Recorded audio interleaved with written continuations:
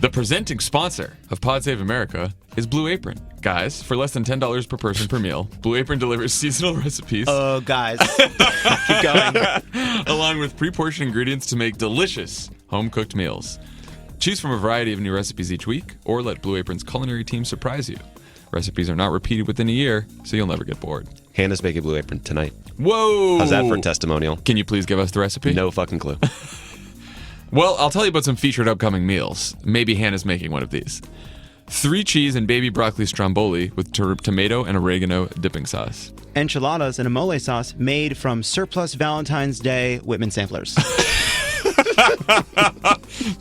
Nice, he's back. Crispy salmon and roasted potato salad with pickled mustard seeds and creme fraiche sauce. I feel like that's been on the menu for a while here. All right. Boring. New item. I've been told I will never be bored. I've also been told we should try to keep these to a minute, and they've been getting a little long. Fair. I got in a fight on Twitter about it. Oh, well, excited for Hannah to cook this tonight. I hope you enjoy your meal. Each meal comes with a step-by-step, easy-to-follow recipe card and pre-portioned ingredients. It's 40 minutes or less, so you should probably time her tonight. And every ingredient is ready to cook when it arrives, or they'll make it right. Check out this week's menu and get your first 3 meals free with free shipping by going to blueapron.com/crooked. That's blueapron.com/crooked. Blue Apron is a better way to cook. Way to cook.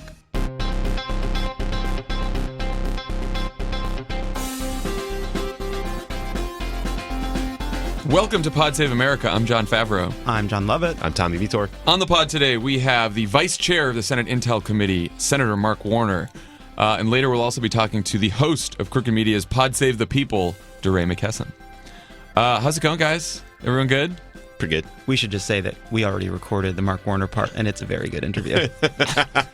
If we do say so ourselves. Behind the curtain. We Jon Lovett. do say so ourselves. Everyone also should listen, speaking of Lovett, self-promoting, Love It or Leave It this Friday. We had an awesome Love It or Leave It with Kumail Nanjiani, Gareth Reynolds, and Lauren Lapkus that you guys should listen to right now. I'm a big fan of the show, but I think this was the funniest one. I think we introduced some new segments. Yeah. The show became president today. On this Wednesday at the Ace Hotel in Los Angeles, we're going to be doing a live show with Mayor Eric Garcetti, and you'll all be able to listen to it because it will be our Thursday pod. So just everyone, if you can come, great. If not, you'll hear it Thursday. They can't come. It's sold out.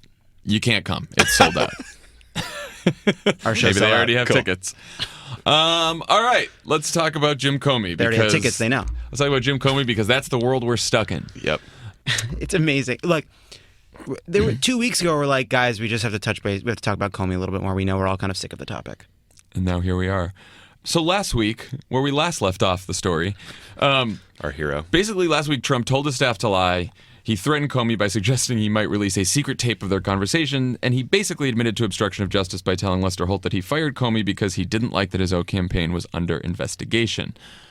So the first question is, a week out from this now, almost a week out, is Trump going to get away with this? Is this just what we're going to deal with now? Like, I mean, because how many different things can we do here to hold him accountable at this stage in the game, at this point, with the power the Democrats have? I don't think it's an either or. I don't think it's a hold him accountable or not hold him accountable. I think that obviously the lack of, fortitude on the part of the Republican leadership means that he's not going to be held to a standard that he should be held to. But slowly but surely you see that, he's not getting backed up by people like Lindsey Graham, right? There's going to be, there's going to be a movement to have some kind of investigation, whether there'll be a push for a special prosecutor, an independent commission, we don't know. So I think it's another kind of weakening of Trump's ability to do this without accountability. Yeah, I mean, I think it was a significant strategic error. It showed him to be as petulant and short-sighted and unprincipled as we all suspected he would be. Then going on to tweet a threat at the FBI director that led everyone in the world to believe that he's secretly tape recording conversations in the White House is another huge strategic error because it gives Democrats something to seize on that's very simple. Are there tapes? Yes or no? If so, release the tapes. And I don't think that should be the entire Democratic message. I think it's interesting that if you look at polling, that actually it's healthcare that people are far more upset about and worried about, and that's resonating in states. But to the degree that Democrats are trying to stop him from doing anything in Washington, it's a great distraction for the press corps because they can't focus on anything else, and rightly so. Well, so there's an effort on behalf of some Republicans, or a lot of Republicans, and especially some, in the media, in the right-wing media, to say, oh, Democrats are hyperventilating, the media is hyperventilating about this, and just make it sort of a team thing. But we have seen people that are nonpartisan, like James Clapper said that the FBI firing amounted to an assault on the country's checks and balances.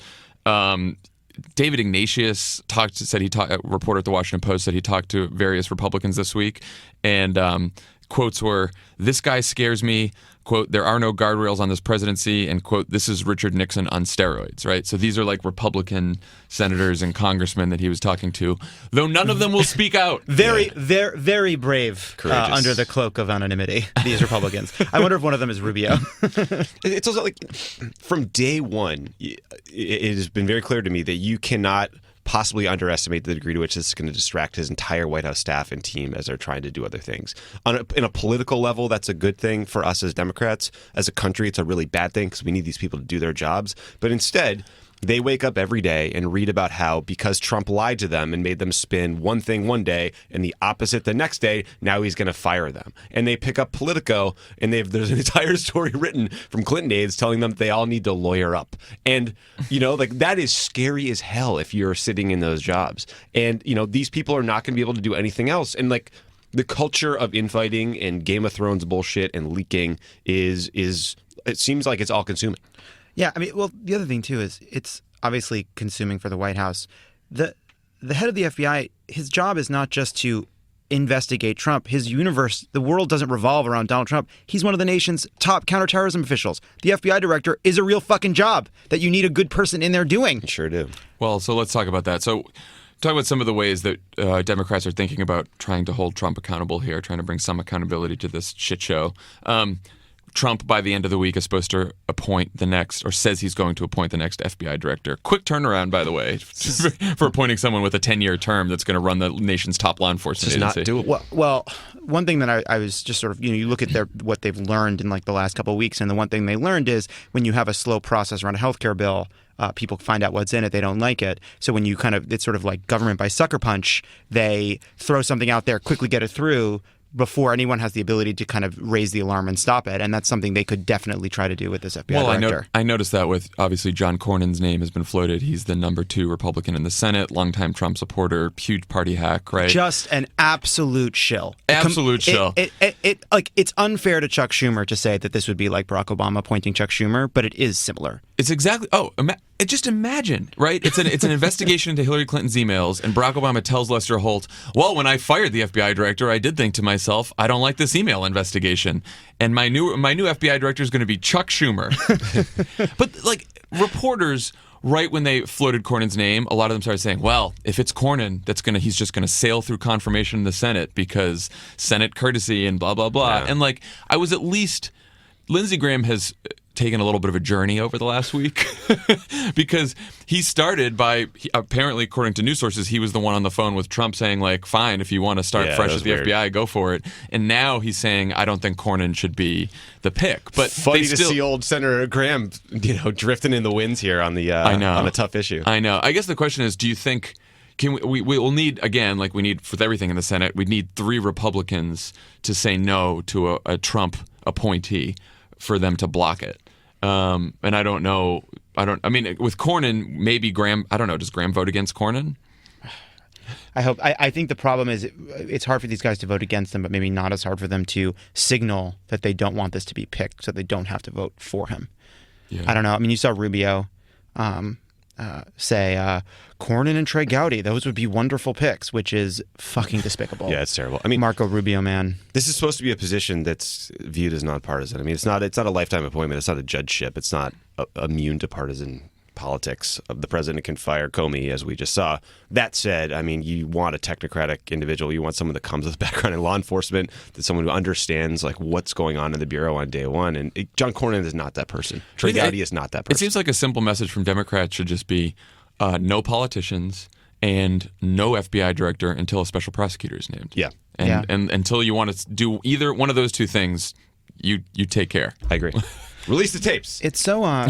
It's also just look, put put what we should do or shouldn't. It's also heartbreaking, the idea that you could pick someone like John Cornyn, because it just shows such a lack of respect, regard for like half the country. Like, it's the FBI. You actually, Republicans in the Senate don't gain anything from having a partisan FBI, right? Maybe Trump does personally because he's a criminal. But like, right, Republican senators, this guy's gonna be around for 10 years. Like, this is a place where it's easy to care about your country more. I know. It's not, and like, even if it's you're going for a win, like, you don't care at all about Democrats. You don't think they matter at all. You don't think these people in your district matter at all. And they don't care, because the name they're floating is Merrick Garland, because they want to get him out of a very important judgeship and into a job where Donald Trump could fire him the next day. It is the most cynical, ridiculous, It's like fucking plotting nonsense. Hey, Merrick Garland, do you want to give up your lifetime appointment for a job where, Trump's going to probably fire you in 2 days? That sounds like a great trade, Merrick Garland.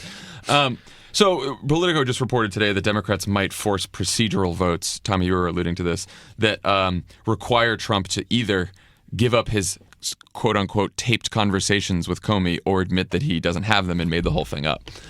This raises a broader question. Should Democrats grind all Senate business to a halt until they get him to admit this on the tapes, they get the special prosecutor, they get an FBI director who's not a politician and nonpartisan? I mean, how far should Democrats go, or can Democrats go to, hold him accountable here? Far. I don't know. I'm usually a weenie about this. Yeah. I am now do everything possible by any means possible. We are in a totally different reality here.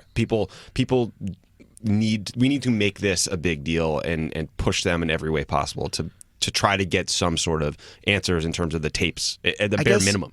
I guess that, like, I have no idea, and we have no way of knowing, no confidence in this, but like, that felt like a classic Trump empty threat, which is why going to bat to find out that there are no tapes makes me feel like, well, I don't know, maybe we should be talking about healthcare. But I don't know. But he'll go to war over the dumbest things possible. I mean, either you're a pathetic liar, again, check, or you're taping people secretly. And it sounds like there's a lot of history and evidence of him secretly taping people.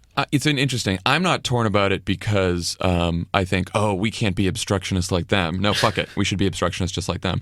I'm torn about it because what you were just alluding to, Lovett, which is the message, right? Like, if we grind all business to a halt, then it is, we make the story for the next however many weeks as the Senate's ground to a halt, this investigation to the detriment of talking about healthcare, talking about tax reform, talking about all the other things that people probably care about more in the country than they care about this investigation. But at the same time, he fucking fired the FBI director because he was investigating him. Like, it seems like such an obvious abuse of power that if we let this go, I don't know how we move on from here. Like, I just think there's something. I know that people might not care about it a ton, right? But I think that sometimes that might not matter. See, but this drives me crazy because these stories you saw like 1 day, 2 days, 3 days later that say Washington cares deeply about Comey being fired, but the country shrugs. I mean, I hate that kind of reporting because Me too. People form opinions over time. And it is also a fact that we have an entire right-wing apparatus that literally will not report on the fact that Donald Trump's explanation, timeline, everything about why he fired Comey has changed completely. Doesn't exist in their world. It's just liberal hysteria. Well, yeah, exactly. So the NBC Wall Street Journal poll, which is our thing. So NBC Wall Street Journal had a poll out about this over the weekend. 29% approve of Trump firing Comey, 38% disapprove, 32% had no opinion. Well, but one of the people was Hillary, who they called. Although 93% have heard about the Comey news. So this, contrary to what some have reported, like, many people have heard about this thing. Now, what was interesting, where you were just saying, Tommy, is if you had heard a lot about Comey, you were way more likely to disapprove of the firing than if you had heard just a little bit about Comey. So it is an information thing here. Like, if you pay attention to the news and pay attention to the reporting, you think it's awful. If you probably watch Fox News, which has barely reported on it, or just reported on Democrats' hysteria over Comey, or you don't pay attention to the news at all, you don't think it matters as much. But, like, if that's the case, that shouldn't stop people in Washington from pushing as hard as they can on this, because some people aren't paying attention to the news. Right. Somebody made this point, like, only Washington cares about this. Well, that's that's where they make the laws. Right. Also, for better or for worse, guys, we're playing a long game here. Okay. Yeah. And Yeah. Trump's approval rating is like 38, 39. He's got 80% approval from Republicans, but independents are moving. There's still 7% of Democrats who seem to be cool with him. So, like, we have time to slowly erode and chip away at people's views on him by just talking about the crazy stuff he's doing. I don't think we should miss an opportunity this clear cut. I've also thought some Will Jordan started tweeting out poll numbers from the Watergate era this weekend, which Yeah, was really yeah. interesting. So, should Nixon resign? A couple days before he resigned, 59% of Republicans still said no. Another question asked right before he resigned: is the media covering this issue of Watergate too much? 51% said yes. So even back then, right before presidential resignation, he had the base with him, and he had a bunch of people thinking the media was hyping this too much. Things change very quickly. Well, they change very slowly, and then they change very quickly. So we just don't know. And I do agree. Yeah, we should. I guess it's just a hard question because even as we should make this central to what we're doing, you have 13 guys somewhere in the Senate writing this healthcare bill. That's an ongoing issue that really does have a day-to-day impact on people's lives, and it will be more central to the midterm elections. So it's hard. It's hard. You could, and you know what? You could also make the case that the more this Russia investigation and the Comey stuff hurts Trump politically, the easier it is for Senate Republicans to break with him on things like healthcare. That's true. Right? And so it might actually help these things. Yeah, the New York Times reported essentially what you just said, that Republicans were beginning to break from Trump. It feels a little premature, but I do think Democrats can walk and chew gum here. I think we can, Indivisible and all these groups doing great work, sending people to town halls, should continue to do that, and they should continue to talk about healthcare. It is the primary economic challenge we face, but we also shouldn't let this go because it's simple, and you find a couple courageous senators, which, look, I'm not hopeful here, but Right. a couple people, there have been senators that have come out and said if there are tapes, they need to be released. I think that's simple. Yeah, and also, by the way, it's not just about hoping that they be courageous. It's about it requiring less courage to do the right thing, and that's about Trump being less popular. It's about the sort of dynamics around this issue changing. You know, John and I were talking this right before we started. That Trump said this crazy quote to Lester Holt, and SNL did their thing where they're like, "Did I get him? Is it over?" Right, which I think captures the feeling. Like, did he say it? Did he say it? And like, because this is a political question and not a legal question, it really is about how it feels and how it sounds. And the further we push, like it seems impossible that this was the craziest week we've had so far, but it is. Yeah. And we're getting and things are changing and getting worse for Trump And day he's by his day. own worst enemy. Well, and Lovett, I know you love talking about this, but there's been a lot of impeachment talk about this, right? You mean holding him accountable? But the question is, impeachment talk, I asked, still premature, the time is right, or who the hell cares? It's not going to happen anyway until a long time. What do you think? So the whole issue with impeachment, right, is so now you have Trump possibly committing obstruction of justice, right?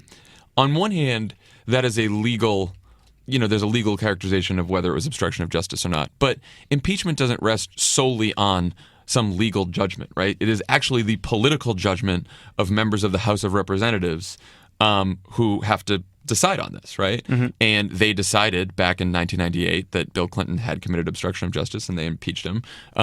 Some legal scholars and lawyers probably said Bill Clinton had not done that, right? But the House decides. So it really does. I don't want to say it's beside the point, but it does seem like, look, until you get a House that would plausibly vote on impeachment, it seems very premature. And also, we should just let everyone know, because a lot of people are like, oh, impeachment. It's like, even if we won the House back in 2018 and the House voted to impeach Donald Trump, the Senate, you would need 66 votes in the Senate, right? Because you need 2/3 of the Senate. 67, sorry, 67 votes. So you need 2/3 of the Senate. Otherwise, he's acquitted. So like, we're sitting here talking about how to get like 53 votes for things. And, 60 is the threshold for filibuster. And now you're going up to 67. It's like, the question is, what crazier could happen after this week that would convince 67 senators, this guy's going to get it. Who knows? But we don't know. We don't know. I do think, though, it's like a little bit like you have like a snowball, and it has to roll downhill, and you don't know how big it's going to get. I agree. This is a political question, and there's only two ways a political question like that can be answered in favor of impeachment in the House. Either the dynamic gets so bad for Trump that House Republicans tell him basically that they would vote for it, or the dynamic gets so bad for Trump that we win the House and then we can impeach him. It's so far away to start talking about the Senate, but like, man, if we're at the point where we're at the high crimes and misdemeanors place, we're not talking about, we don't need 67 votes. We need, 13 Republicans to change their minds. And that starts to become a different thing. I just think that, like, in a world where Donald Trump is being impeached, it's a different world than the one we're living in right now. And the last thing to remember is if the Democrats win the House back, before you even get to impeachment, winning the House gives you subpoena power. And it gives you more power in this investigation, right? Which Democrats more power in this investigation, which we have not had up until now. There's no like hoping that your Republican counterpart plays nice if the Democrats win the House back. They will be able to find a lot of these answers. Yeah, I mean, I guess what I would say is I don't know about impeachment talk. I think it feels quite fanciful at this moment. I want to know how talking about impeachment helps us or hurts us in winning the House back, because that's all that matters to me. Because if you want to fantasize about impeachment, that's fine. What I think about is the consequences of winning the House, and I think about Donald Trump. I think about how do you stymie Donald Trump from continuing to be a menace to this country, and I think about 2 years of Donald Trump being investigated in the House, whether he's being impeached or not, while fending off some kind of primary challenge throughout 2019 and 2020. And that, to me, is a very exciting possibility, and it does really hinge on doing everything we can to win the House. I agree with that. And also, I mean, it begs the question, too, like, I think I used that wrong. Is it like an easy way out hoping for, like, this is back to the Lester Holt thing from SNL, that like one story is going to hit or one answer he's going to give that ends it all, and we don't have to worry about working hard and registering voters and winning back the House and stuff like that, that like this is like, you know, the mensch fever here. Yeah. That like there's going to be something that just drops and that's going to be it, and we're all going to be able to go home, you know? Yes. We're not going to find a Square Cash transfer from like Vlad to Jared. Square Cash. You know? Download the app. A better way to bribe. But, you know, like even in cases where there was clear wrongdoing, you're far more likely to get someone who lies about their role in it or cover something up, or, you know, like that's how these things unravel and they turn. It's the cover. So it's the cover. Yeah, it's the cover. So we are hoping. I think a lot of progressives are hoping for way too much out of the Russia investigation. We should get to the bottom of it, period. It's absolutely critical that we do so. But I don't think that there's going to be I hope there is. I doubt there's going to be a silver bullet that leads Trump out of office in handcuffs. I mean, we shouldn't dream about that. It's like there's a thing called the Quadrennial Defense Review where they kind of look at our ability to fight. Haven't heard that term in a while. Bear with me, bear with me, boys. We're bearing. And basically it's about making sure our military is up to the challenge of what we set, which is basically we have to be able to win one war while holding back another adversary. And I feel like we need like to keep in our mind like a quadrennial Trump review, and like we need to be able to fight on the Russia front, but we just need to hold him there. We need to be able to win on the other front, which is the policy and political front, while doing everything we can to win on the Russia front. And right, and we Quadrennial Trump review. Yeah, I like it. And we don't want to ignore a lot of other extremely important issues that are also possibly politically potent. Last week, you know, we didn't talk about much Jeff Sessions sort of rolling back a lot of the sentencing reforms that Eric Holder and the Obama administration did. Yeah. So now on Friday, he ordered federal prosecutors to pursue the toughest penalties possible for those convicted of possessing even the smallest amounts of marijuana. And we should just double stamp on how this is such bad policy. The Koch brothers think this is terrible policy. Barack Obama thinks it's terrible policy because you're locking up for life nonviolent drug offenders, and we send these people to places like Rikers Island, and they come out destroyed. They're not human beings anymore. It's also it's so outside a consensus that extends from FreedomWorks to like the Center for American Progress that most Republicans in the Senate are in favor of criminal justice reform. All Democrats are in favor of criminal justice reform. Actually, the only reason we didn't pass a law on criminal justice reform is that Mitch McConnell pulled it because people like Jeff Sessions and Tom Cotton, another villain in the story, were like, we don't have an over-incarceration problem. We have an under-incarceration problem, dumbest thing I've which ever is heard. Fucking nuts. Talk about bipartisanship. You had Chuck Grassley, Rand Paul, Mike Lee, all wanting bipartisan criminal justice reform. And now the Trump administration has overturned that. And also, there was reports over the weekend that Trump was sort of pissed at Sessions because one person in the White House that was working on criminal justice reform was Jared Kushner. And Sessions just went out and did his own thing because Sessions is the worst thing that Trump has done to this country yet, is appoint Jeff Sessions to this. Jeff Sessions, by the way, we didn't talk about this, who is interviewing the FBI directors, even though he recused himself from the Russia investigation. God, we got Jeff Sessions. Getting Jeff Sessions out of there would be a big step forward. That's going to be tough because Jeff Sessions is smart and he is wily. And he is careful. And those Keebler elves can hide. Yeah, it's like which oak tree is he in today? Which nut? Where is he drizzling fudge over delicious treats today? In addition to the while pursuing racist fucking criminal justice policies. Criminal injustice. Yeah. And in addition to the Republicans continuing to try to rip away health care from millions of Americans, there was also a report over the weekend that they're planning massive cuts to programs for the poor, food stamps, welfare, veterans benefits, because there's nowhere left to cut in the budget. And they need to pay for this huge tax cut, and they're not going to touch discretionary. They're not going to touch non-discretionary programs like Medicare and Social Security. Because Donald Trump made a promise, which was, I won't cut Medicare, Social Security, or Medicaid, and then he decided to reverse on the one that affects tens of millions of black people and poor people. Yeah. It is so. The other thing that's part of this too. So they're desperately trying to hit their balance their budget in 10 years. Of course, that's not possible without huge spending cuts or tax increases. Now, if you remember, there was this whole talk about how the Republicans want to do Obamacare first because that's where they'll get the revenue. That's where they'll get the revenue tax reform for their budget. But one thing that this article notes is the Republican healthcare bill cuts $1 trillion from the budget, but there's only $150 billion left to make up budget shortfalls. Why? Because it includes massive tax cuts for the rich already. This is a thing that has annoyed me for a long time. Stop calling Trump's rhetoric and policy populist. Stop calling Steve Bannon some populist hero. This is the opposite of populism. When you're cutting Medicaid, when you're cutting income assistance for the disabled, when you're cutting veterans benefits, you are sticking it to working people to help people who don't want the estate tax. Billionaires. Plutocrats drunk with power. That's what we have here. When we come back, we will talk to Senator Mark Warner. This is Pod Save America. Stick around. There's more great show coming your way. Pod Save America is brought to you by Wink. When you have a great glass of wine, it enhances the moment. Oh, does it, Wink? Tell me more. Whether you're reflecting on the day or with someone you love. Or just sort of chugging it as you watch the news. Wink understands this. It's why they started their company, to give you access to exceptional wines from around the world so you can have more of those moments. Just go to trywink.com, spelled TRYWINC.com. You take a brief palate profile quiz, and Wink will recommend distinct and interesting wines actually customized to your palate. Shouldn't we have one that tastes like Diet Coke and Miller Lite? My two favorite drinks. Tommy should chime in here since he's the real wine connoisseur. I honestly hope he doesn't. I have nothing to add. I guess when we all go out to dinner, I don't know anything about wine. I just know red or white. Yes, Lovett doesn't really care, and Tommy knows something about wine. I know to point at the second cheapest bottle. That's right. No. They know that now. They've caught wise. They've caught wise. Guys.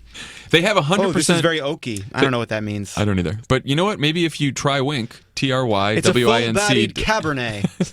What does that mean? There's 100% satisfaction guarantee, so you never pay for a bottle you don't like. And right now, Wink is offering strawberry finish. Pod Save America listeners $20 off your first order when you go to trywink.com/crooked. They'll even cover the cost of shipping. I'll have a Malbec. Malbec. That's trywink.com/crooked to get $20 off your first order now, plus complimentary shipping. Trywink.com/crooked. Pod Save America is also brought to you by Texture. I never would have suspected like a magazine ad was going to follow that name. Texture? Right? Yeah, I know. Could have been like sheets. Could have been bedding. But it's not. Let's roll it along. At a time when it feels like it's never been harder to find the truth, supporting the free press is critically important. So this is like a free press angle they're going with here. Yeah. From its inception, Texture has supported journalism not just by offering access to great magazines, but also financially. A portion of every subscriber's fee goes directly to the publishers. Wonderful. I feel like this is a nice way of talking about their business model. The Texture app has gone beyond delivering just the magazine itself. They've made it easy to find and enjoy the articles you want to read with daily recommendations, exclusive interactive features, videos, and more. Texture makes magazines easy, and there are so many great ones out there, like Vanity Fair, Time, and Rolling Stone. True. Those are the three that were chosen. Texture is searchable. You can mark what you like, check out back issues, video bonus content, and they even curate articles and magazines just for you or whoever you're giving Texture to this year. It's normally $9.99 a month. You get over 200 magazines, but if you sign up right now at texture.com/crooked, you get a 14-day free trial. That does seem absurdly cheap for 200 magazines. $10 a month? It's great. In the heyday of the internet bubble, you could get a lot of magazines for free delivered to your house. And so in college, we ended up having a giant Tupperware filled with hundreds and hundreds and hundreds of magazines. And this is better than that. Now you can get them online with Texture. We donated them to the art department. Right now, Texture is offering our listeners a 14-day free trial when you go to texture.com/crooked. That's 14 days to try Texture for free. Texture.com/crooked. A better way to read. A better way to read. There you go. Papier-mâché. On the pod today, we have the ranking member of the Senate Intel Committee, Virginia Senator Mark Warner, friend of the pod. This is his second appearance on a Crooked Media pod. Virginia's a Thanks for having me on. Although, guys, I'm actually vice chair. Vice chair. That's the official title. Which I think is probably bigger than ranking member, but I'm not sure. I think like most people don't know what ranking member means, so vice chair sounds great. We said you were ranking member of and from a state when you are the vice chair and from a commonwealth. We're 0 for 2. Right. Get it right, guys. No fake news on the pod. I heard Tommy say state of Virginia on Pod Save the World, and I was like, come on, man, we're from a commonwealth because we're both from Massachusetts. And I just did the same thing. They cut deep. Okay, let's get right into it. So obviously we do not know what's in President Trump's mind, which is a good thing. But fortunately we don't have to guess because he told Lester Holt that when he fired Comey, he was thinking about how this, quote, Russia thing is a made-up story. So do you believe it was an abuse of power to fire Comey? I believe that it was beyond bizarre.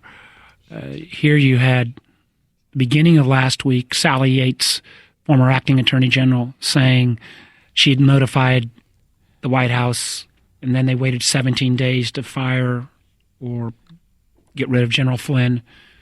We had Director Comey was supposed to be coming in and talk to us on Thursday. On Tuesday night, he gets fired. And then they come up originally with this wild excuse that the reason they were firing him was because the deputy attorney general had written a memo saying that Comey didn't treat Hillary Clinton fair. Now, who would really think that this White House would say that? Aha! Yeah. 9 months after the fact, now we've got a reason to go after Comey. And so that lasted. I'd met with the deputy attorney general. And I said, honestly, your memo doesn't pass the laugh test. And why did you write it? How is it written? Was that the real reason? And luckily, or maybe not luckily, but within a few hours of that meeting, the president said no. It had nothing to do with what the deputy attorney general was going to recommend or not. It was because of this involvement with the Russia thing. And candidly, the involvement with the Russia thing, this White House may be the only group of people in America that don't accept the fact that Russia massively interfered in our elections, have used tools from disinformation and fake news and manipulation of the internet in ways that are unprecedented, and that you've now got the President of the United States firing the head of the FBI who's in charge of the investigation. You can't make this stuff up. So, Senator, do you think that when he appoints a new FBI director that Democrats should make a confirmation contingent on some sort of clarity on whether or not there are taped conversations of his meeting dinner with Comey, or and pledge to block it unless that happens? Well, I'd already suggested that we not confirm whoever the president appoints until we get a special prosecutor. Now, because candidly, I voted for the deputy attorney general, Mr. Rosenstein, but I told him I was really disappointed with this memo that was not believable. He needed to regain credibility, and the best way he could regain credibility is to appoint a special prosecutor. So I said we ought to hold off on the FBI director until we get that special prosecutor appointed, which he can appoint. The deputy attorney general can appoint that individual, which wouldn't slow down the investigation, which would still mean that most of the lawyers working out of the Eastern District of Virginia would still be the prosecutors looking into this. But it would mean that there was at least another indication of independence. Then, that was all before, of course, you got to stay with this story every day because new things happen. That was even before the president made this allusion to the potential of tapes. And as we've known, any student of history knows, presidents with secret tapes usually don't end up in a good spot. So I do think it's going to be important. And I think the president will be forced to say whether the tapes exist or they don't exist, or whether he was just making this stuff up. Can I ask you a question? What exactly does a special prosecutor give you in this process? Because I know that after the whole Kenneth Starr thing, there was a law that lapsed. Right. Beyond just sort of the norm of this guy being, treated independently. This gets really complicated, and probably only your listening audience will be interested in kind of actually getting the distinctions. There used to be an independent counsel law. That was an individual lawyer that kind of set up their own shop. He or she would be appointed by a 3-judge panel. That was the genesis of Whitewater and a series of other independent counsel activities. The Democrats, ironically, let that law expire at the end of the 90s. So independent counsel, short of a whole new law being passed and signed by this president, is kind of off the table. That's the same to a degree as I know a lot of your listeners really want an independent commission. And I got no problem with an independent commission. I only say that an independent commission, which would be the idea that somehow the House and the Senate would again pass a law, the president would sign it. And my fear for folks who are concerned about this president is any independent commission would end up having a lot of appointments made by this president. And do you really believe this president's going to appoint truly independent people?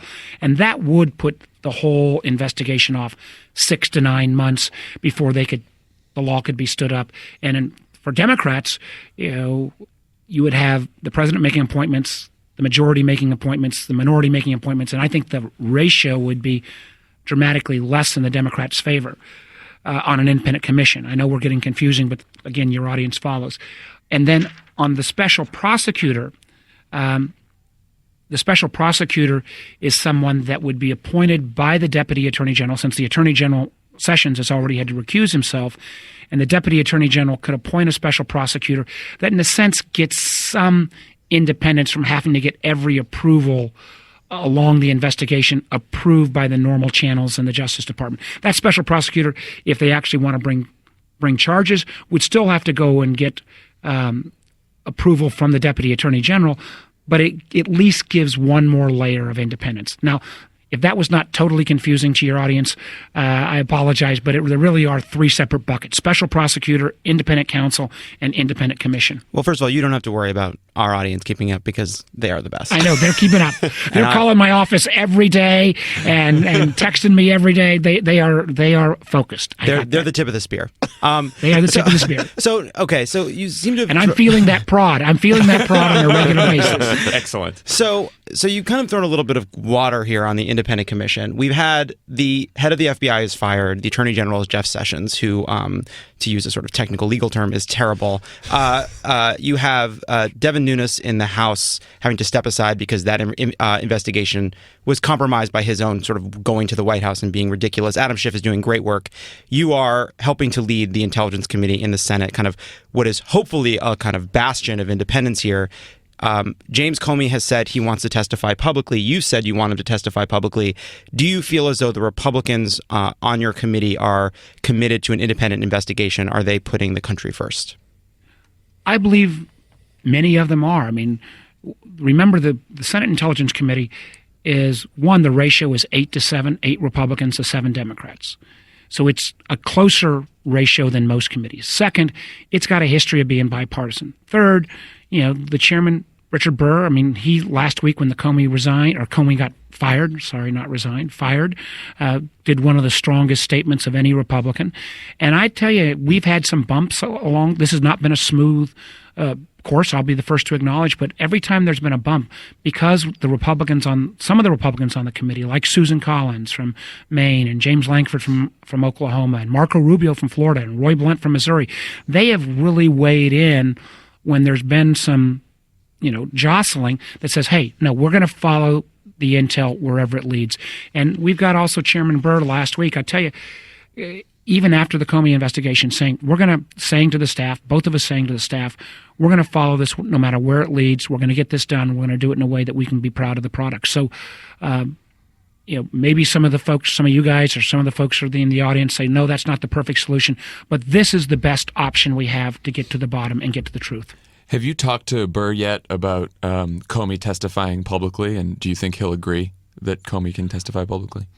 I think the fact that Chairman Burr was very supportive of bringing in Comey to testify, I think I'll talk with him more today, but I cannot imagine that Chairman Burr wouldn't be supportive of him testifying before our committee or some other committee. I think the Intel Committee would be the appropriate venue. And, I heard back from Director Comey that he wasn't going to make it tomorrow, the day that we initially invited him. I get that. This is kind of a jolt to his life, and I imagine he wanted to take a little bit of time to collect himself and sort through. But I know Jim Comey deserves a chance to tell his side of the story, and I think the American people are going to want to hear it. I do too. Senator, one thing I've heard about the focus of the Senate Intelligence Committee's investigation into the Russian hacking is that the sophistication and preciseness of the targeting is something that's being looked at closely, specifically that Russian bots were targeting Clinton voters at the precinct level to suppress their votes with fake news, and that level of expertise would require data from a targeting firm like Cambridge Analytica, for example. Is that true?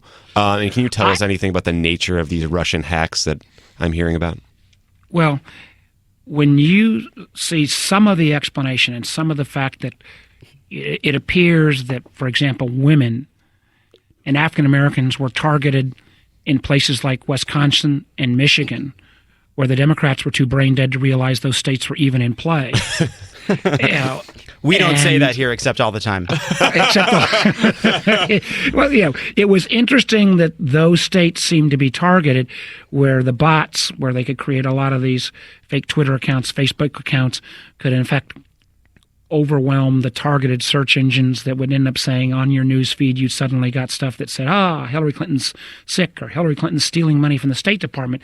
That's I get the fact that the Russian intel services could figure out how to manipulate the bots and use the bots. Whether they could know how to target states and levels of voters that the Democrats weren't even aware really raises some questions, and I think that's a worthwhile area of inquiry. How did they know to go to that level of detail in those kind of jurisdictions? I wonder if they just asked Jared like Trump does with all these questions. We'll find out. We'll find out. More to come on that. Well, so obviously you can't talk a lot with a lot of specificity about the investigation itself, but back in March, your counterpart in the House, Adam Schiff, said he has now seen, quote, more than circumstantial evidence of collusion between Russia and the Trump campaign. Do you agree with his characterization? I really like that setup. I know you can't say anything, but here, here's somebody who has said there's a whole bunch of stuff. I'll throw you an Adam Schiff quote and respond. Not my first rodeo, boys. It is ours. Yeah, if you can't tell, it is our first rodeo. And listen, while you're collecting your thoughts, we're doing a great job here. You're doing a great job. You guys are the tip of the spear. We're like Lester Holt on Saturday Night Live. Did we get him yet? Did we get him? Is that it? I'm not going to comment on Mr. Schiff's comments.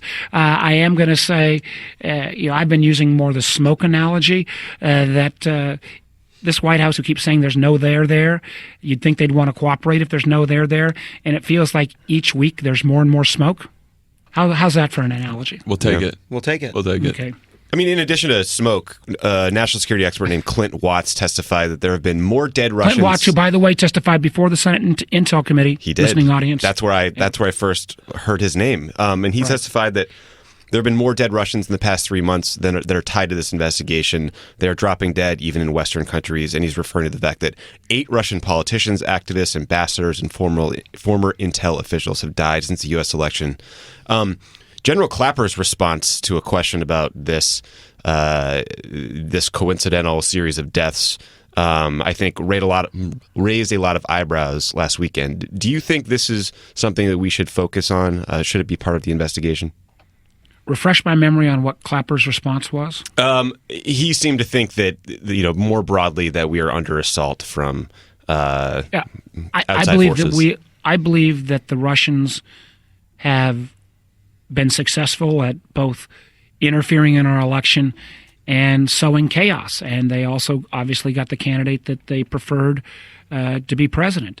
And, one of the remarkable things is if you add up all the money that the Russians spent in the United States, if you add up all the money they spent in the Netherlands where the Dutch hand counted their ballots rather than machine counted because they were afraid of interference. If you add up what the Russians spent in the French elections where they dumped all those emails on Macron right before the final weekend, and if you presumptuously add up the money they'll spend trying to interfere in the German elections, you add that all together, let alone maybe the loss of life on some of these officials, you're talking about, 2 to 3% of the cost of a new aircraft carrier. So I worry at times that we're seeing this new type of warfare from the Russians, that they can spend pennies on the dollar compared to what the United States is spending in more of a traditional sense. Now, again, I support our aircraft carrier fleet. We build them in Virginia. But this is a new type of assault. And I think you'd have to, from an objective standpoint, say the Russians, at least in terms of their overall view, Putin's overall view of let's try to make American liberal democracy look bad, has been pretty successful and a pretty good return on the ruble that they spent. So one thing Clapper also said is not only are institutions under assault from without, they're also under assault from within right now. So you have Russia doing this kind of international campaign against democracies and will obviously be threatened again in future elections. And then you have Donald Trump seeming to try to stymie any kind of investigation at any turn.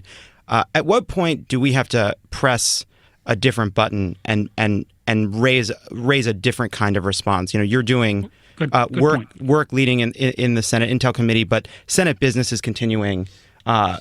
Two things. Let me make two comments on that. First, one of the really disappointing points, and I made this both particularly in the open hearing, when I asked the leadership of the Intel community, all right, guys, you know, we've seen all these actions the Russians have done. What are we doing on a government-wide standpoint to prevent this from happening in 2018 with congressional elections in 2020? And because this is kind of a whole new area and doesn't fit neatly into, you know, Department of Homeland Security or the Intel community or DOD, the response I got was very unsatisfying. So we need a whole of government approach on how we're going to prevent this from happening in 2018. Or the Russians are going to say, aha, you know, we got a great return on the ruble for doing this in 2016. We can ramp it up even more in 2018, number one. Number two, in terms of the president, I know the pace from your audience that we're going about is not as fast as they'd like. Frankly, as somebody who's pretty impatient, it's not always what the pace that I'd like to see. But to do this right and do this meticulously, do this in a bipartisan fashion, at the end of the day, to have confidence that your audience and, you know, even some of the folks who support the president would come to, hey, this is a legitimate consensus.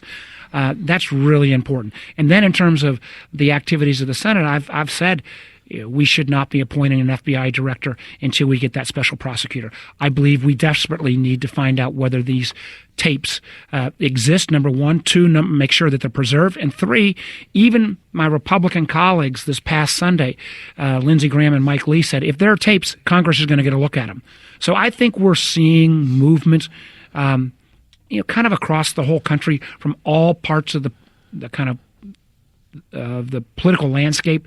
They're saying, hey, this kind of behavior cannot be countenanced, and we've got to follow and get all the facts out. And Comey will be part of that. I think, frankly, the letters we sent to the Treasury Financial Center, what's called FinCEN department, to kind of follow the money issues, a whole new area of the investigation, that may provide some valuable input. So we're looking at this at multiple areas. And then the Senate investigation itself is, we've kind of gone through and looked at the raw intelligence. We've got some more follow-up to do there, confirming what we already know about Russian interference. We're now starting to get to some of the people that were affiliated with the Trump campaign. We've sent out one subpoena. If we don't get all the information we've requested, we will be sending out more subpoenas to more individuals.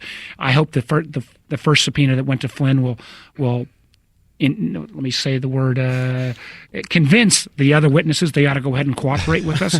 But we've shown we're going to use our tools that we've got.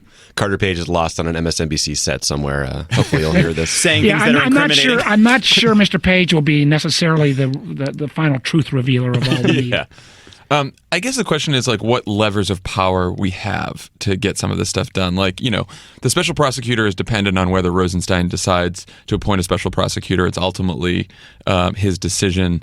Trying to block a new FBI director, you know, we obviously would need Republican votes for that, because with 51 votes, they can appoint a new FBI director without any Democrats. So at what point are we left with either hoping that we get a few sensible Republicans in the Senate to come along to sort of demand some of this accountability, or, you know, some Democrats have talked about just halting all Senate business until some of this stuff happens? Like, what's our choice here? Well, listen, there are many of my Democratic colleagues who I think would be in the bucket of, let's just, bring everything to a screeching halt. My fear on that would be that gives the Republicans, who I think will work with us, want to work with us, may not be fully there yet, that gives them an ability to kind of rally as a team. Because if we look like we're simply obstructionists, I remember how frustrated we all were with the constant obstruction we saw against Merrick Garland and against during the last couple of years, or frankly, most of the years of the Obama administration. And that unified the Democrats. I'm fearful that if we simply try to gum up the works on everything, at this point, Republicans who are working with us already and many others who I think will continue to work or will work with us if you continue to see things like tapes and the Comey firing and other activities, they'll go back into hey, this is team sports, when actually this is much more important than team sports. This is much more important actually than even this president. This is about whether our democratic existence can be maintained in the 21st century after we've been assaulted by a country that, at least when I grew up, was our leading adversary. So I guess what I don't understand about that is, why would democratic unity in defense of what you're talking about cause people like Lindsey Graham or Susan Collins or Rand Paul or any of the other people, or Ben Sasse or any of the other people who have shown some sort of semblance of courage throughout this process? Why would they turn against the idea of an independent FBI? Or why would that cause them to turn against? I don't think that they will turn against an independent FBI. I don't think they will even turn against our efforts to say, hey, we're not going to confirm a new FBI director until we get a special prosecutor or until we get existence of the tapes. Because those are all things that are still, there's a nexus and a connection. If we say, as I know you guys and parts of the resistance would want us to do, we're just going to bring everything to a grinding halt, then those Republican senators who have been working with us or might be inclined to work with us are going to say, the Democrats are simply overreaching at this point. It's much easier for them to go back into a foxhole approach. And this is too important than who's going to score short-term political points when we're talking about the fundamental characteristic of our democracy. I mean, I've said this repeatedly, and I know it's sounding a little hackneyed at this point, but this is the most important thing I've ever taken on in my public life. I got to do it right. I got to look back at the end of the day and say this product is as close to possible as being bipartisan, and that we got to the truth. I think we're going to have a better chance of getting to the truth if we can do this with some collaboration and cooperation with our Republicans, because frankly, the ability to get at all the information improves if we've got a bipartisan approach. Will you come back on and tell us when it's time to pull the fire alarm and you no longer have confidence that this thing is proceeding in a bipartisan way? I've said from the beginning, if at some point this avenue is not working, I'll be the first to sign up for another avenue. But recognizing another avenue is going to require passing a law and then require this president to make appointments to a commission that I'm not sure would be truly independent. But we're starting to pick up the pace right now. Now this is, and we're starting to see obviously reactions. Remember, we're having this conversation today, less than a week after the president fired the head of the FBI. I mean, this is amazing. I mean, no FBI head has ever been dismissed and without cause, because I would not call the fact that he's doing an investigation into the president legitimate cause to fire the FBI director. Yeah.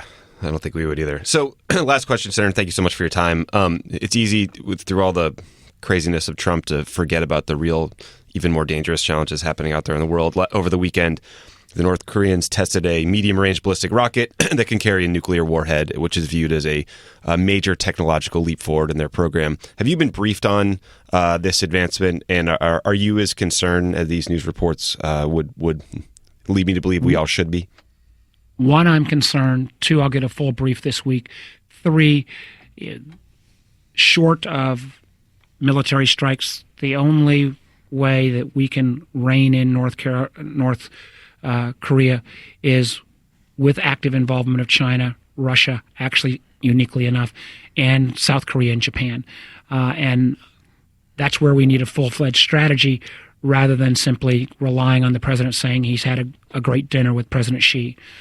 So I would put the North Korea incident. But the other incident I would put up there, if the audience wants to stay up at night and fret, which I spent a lot of nights doing that, was the massive cyber attack that took place on Friday, that showed what ability to kind of extract ransom and across the whole UK healthcare system and a series mostly of European and Russian computer networks. The asymmetrical nature of cyber threats is something that I believe kind of writ large definitely ranks top 3 in terms of overall threats to our country. And we so rely upon technology that in many ways that could be our Achilles heel. Well, on that cheery note, other than that, let's stay great. tuned this week. Stay tuned this week. Before we talk next time, we'll maybe have a chance to look at those tapes. Awesome. Well, Senator Warner, Vice Chair of the Intel Committee from the great Commonwealth of Virginia, thank you so much for joining us. Thank you, Thanks, sir. guys. Take care. Keep up the fight. You too. Don't go anywhere. This is Pod Save America, and there's more on the way. Pod Save America is brought to you by Movement Watches. You guys know Movement.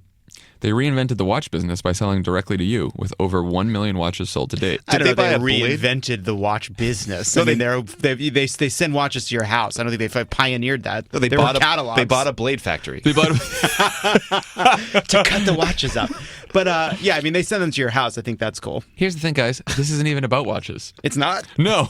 Movement, I don't know. That's a good Movement idea. did it again, except this time with sunglasses. Wait a minute. Yes. That is a surprise to me. It's a little surprise. Me too. I got a pair. They're great. I did too. Yeah. Wait. Did you not get the email? I think you clearly got the email that said, "Guys, let me know which sunglasses you want." All right, I'm Movement gonna would get like on to that. send them to you. All right. And you should have them because you could use sunglasses.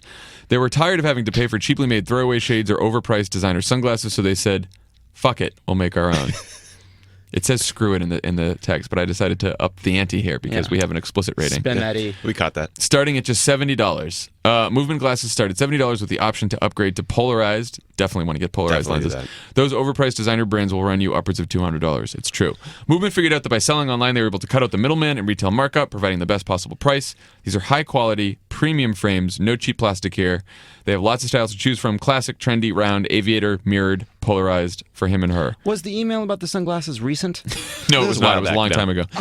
You're sure to find the perfect fare. Oh, here it is. Get 15% off today. Look at Lovett's. It's about to happen for him. On a With journey. free shipping and free returns by going to mvmt.com/crooked. You know Movement for how they've revolutionized the watch industry. Now's the time to check out their sunglasses. Go to movement.com/crooked. That's mvmt.com/crooked and join the movement. Oh, these look good. Movement is a better way to see. Support Jeff and Andy. As always, use the Square Cash app, right? We love the Yes. Cash app. All the Russians bribing the Trump officials, Carter Page, everyone else. It is the best, least annoying way to pay someone back. You don't have to worry about social media. You don't have to worry about anything else. Links directly to your bank account. The deposit happens instantly. I'm not even reading the copy anymore. I just got shamed 'Cause into we- paying for part of a bachelor party thing Yeah, I did too. using wow. the Cash App. Did you pay him? Yes. Not yet. If you don't, I'll be pissed because I kind of was on the side of the people that think we shouldn't. As long as I don't have to pay. You're fine. Okay, You're fine. good. It's about John's bachelor party. Tommy and I are talking about paying for something for John's bachelor party. Cake. You're Cake. making this sound really bad. No. It's Really? it's lodging. Is it? Is it sunglasses? It's sunglasses. Is it Blue Yeah, Apron? it's Are we Blue getting Blue Apron. Apron to the bachelor party? I'm making it sound bad. It's very wholesome. What I'm Cash describing. app, a better way to cash.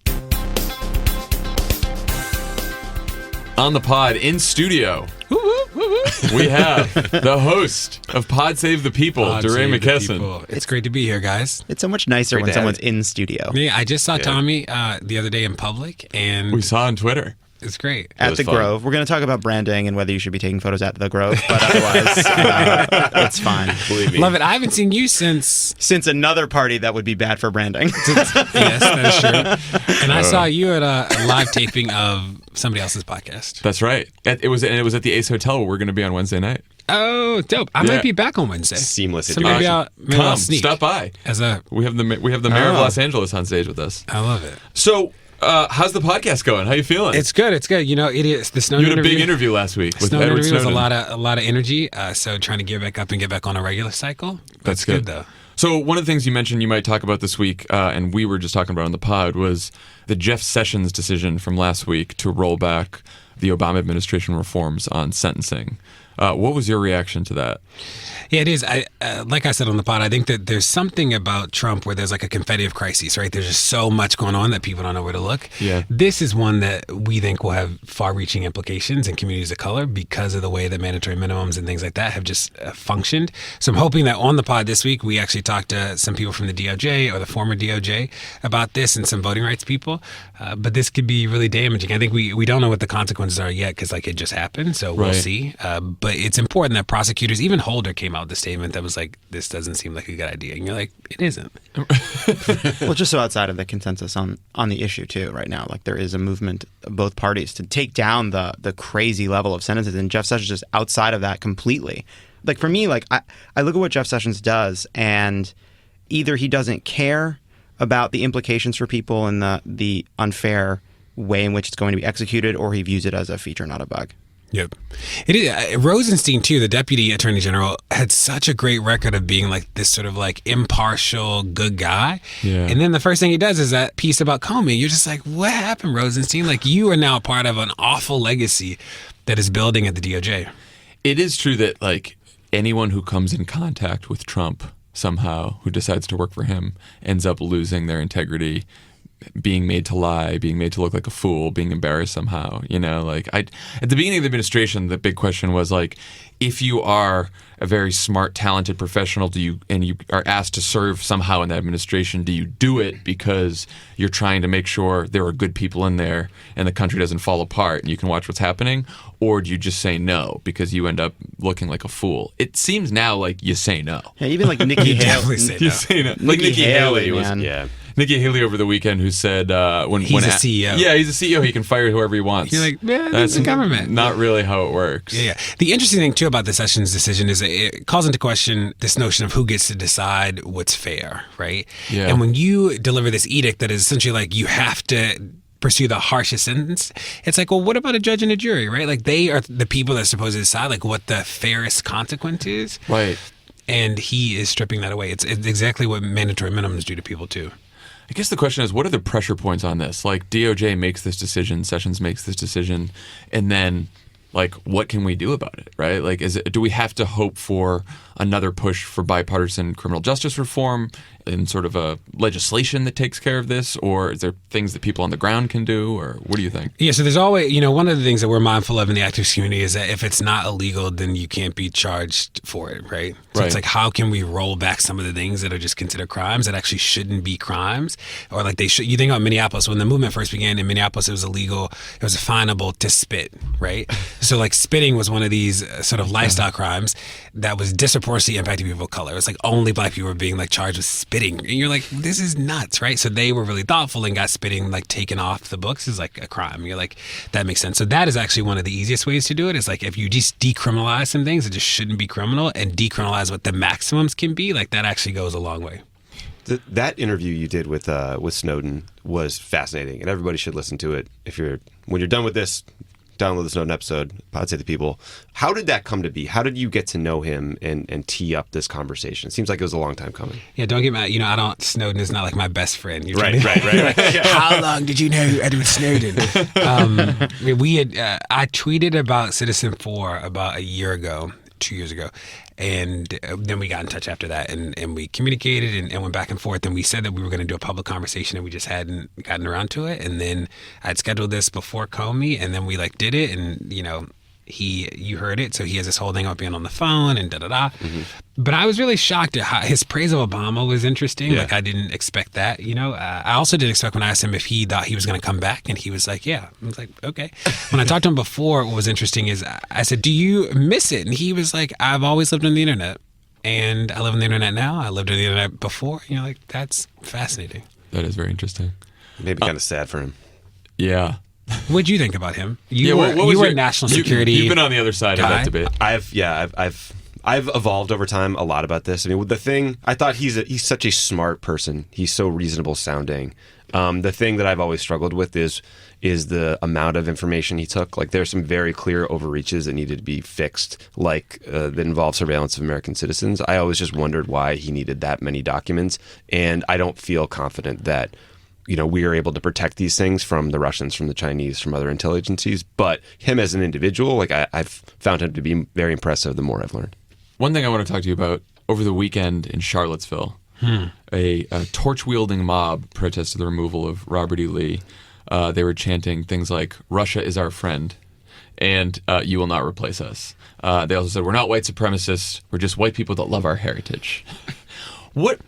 What do you do? Like, what's the response? Classic white people. Classic white people. What's the response to that, right? Like, some people say, oh, you don't give them more coverage, right? You don't give them more attention by talking about it. Some people say, no, we have to organize against them. Like, what's the best response to clearly racist garbage like this? Yeah, I think that what's important to note about Charlottesville is that there were sort of counter protesters, right, who had candles out there being like, this is not the city we know and this is what we don't believe in. So that is important, that they were just not allowed to be out there alone with their tiki torches. And I love the tiki torches. You're just like, what? Were they on sale at the Walmart? Right, you're like so hateful, you need to be like a stylish bigot and racist. You're like, okay.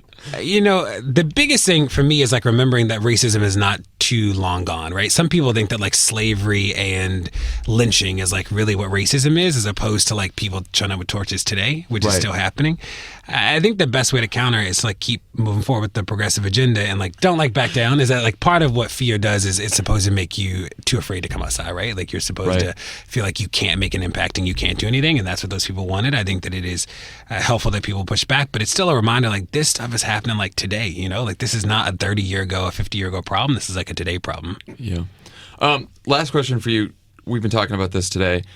Are you worried that this Comey story and this Russia story sort of ends up dominating the news cycle, and all of us on the left sort of focus on this, hoping that it will, provide the fodder for like Trump to finally resign or get impeached or get in trouble or whatever?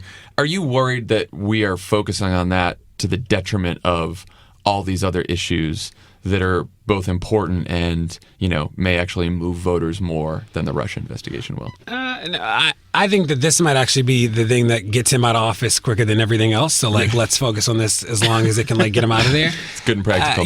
I asked Snowden that. I was like, do you think this is, like, taking too much energy? He was like, no, right? Like, I think that this is, like, we should be looking at this. Like, the way he fired him is wrong. I think that for any of you who watch Scandal, did you watch Scandal? Yeah. This is, like, B613. Like, I feel like Comey, it's, like, going to come out. It is. It's amazing. And I love that he was, like, Shonda was on it. Yeah, I love that. I know. It's like Shonda was a prophet. I think that it'll be fascinating to see his public hearing. Like, I cannot wait to tune into him and Sally Yates should just like sit at the table together and just go back and forth. I love the idea that Trump thinks you can intimidate Comey by saying that you recorded him, as if James Comey is the most careful person on planet, and like that you're sitting next to Donald Trump and you're like, yeah, Donald Trump made sure he sounded good on this tape. Give me a break. I called him a human word toilet on the show over the weekend.